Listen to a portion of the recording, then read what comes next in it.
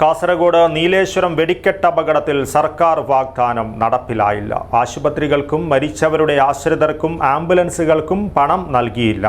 സർക്കാർ അവഗണനയെ തുടർന്ന് പരിക്കേറ്റവരുടെ തുടർ ചികിത്സയും മുടങ്ങിയിരിക്കുകയാണ്. City Gold, Gold and Diamonds, Kerala and Karnataka, the glow of purity. October 29-നാണ് നീലേശ്വരം മഞ്ഞുറ്റമ്പലം വീരർക്കാവ് ക്ഷേത്രത്തിലെ കളിയാട്ടത്തിനിടെ വെടിക്കെട്ട് അപകടമുണ്ടായത്. 6 പേർ അപകടത്തിൽ മരിച്ചു. 148 പേർക്ക് പൊള്ളലേറ്റു. ദുരന്തത്തിന് പിന്നാലെ സർക്കാർ മരിച്ചവരുടെ ആശ്രിതർക്ക് ധനസഹായം പ്രഖ്യാപിക്കുകയും പരിക്കേറ്റവരുടെ ചികിത്സാ ചെലവ് ഏറ്റെടുക്കുകയും ചെയ്തിരുന്നു. ചികിത്സാ ചെലവായി കർണാടകത്തിലെയും കേരളത്തിലെയും ആശുപത്രികളിൽ 3 കോടിയിലേറെ രൂപയാണ് സംസ്ഥാനം നൽകുവാനുള്ളത്.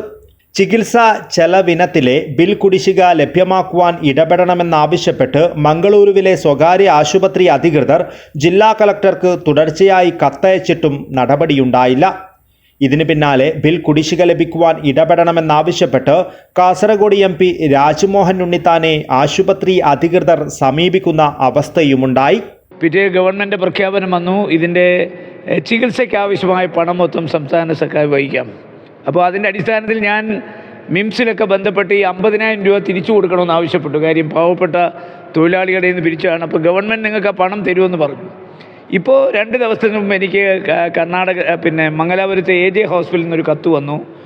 1,56,80,000 രൂപ കേരള ഗവൺമെൻറ് ഇതുവരെ കൊടുത്തിട്ടില്ല. ആ പണം MP ഇടപെട്ട് വാങ്ങിച്ചു കൊടുക്കണമെന്നാണ് അവരുടെ ആവശ്യം. ഇപ്പം AJ മാത്രമല്ല, ഫാദർ മുള്ളേഴ്സ് ഉണ്ട്, അതുപോലെ ഹെഗ്ഡേ ഹോസ്പിറ്റലുണ്ട്, അതുപോലെ കോഴിക്കോട് മിംസ് ഉണ്ട്, കണ്ണൂർ മിംസ് ഉണ്ട്, ബേബി മറൈനുണ്ട്. അപ്പോൾ ഈ ആശുപത്രികൾക്കെല്ലാം ഇതുപോലെ പണം കൊടുത്ത് കാണില്ല. അപ്പോൾ സ്വാഭാവികമായി ആ ആശുപത്രികളും ഇനി രംഗത്ത് വരും. മാത്രമല്ല, പാവങ്ങളുടെ കയ്യിൽ നിന്നാണ് ഇനിഷ്യൽ എക്സ്പെൻസ് അവർ വാങ്ങിച്ചത്. ആ പണം തിരിച്ചു കൊടുക്കുന്നില്ലെങ്കിൽ അവരുടെ സ്ഥിതി പരമദയനീയമാണ്. അതുകൊണ്ട് ഗവൺമെൻറ് പറഞ്ഞ വാക്ക് പാലിക്കണം. കൊടുക്കാമെന്ന് പറഞ്ഞാൽ കൊടുക്കണം.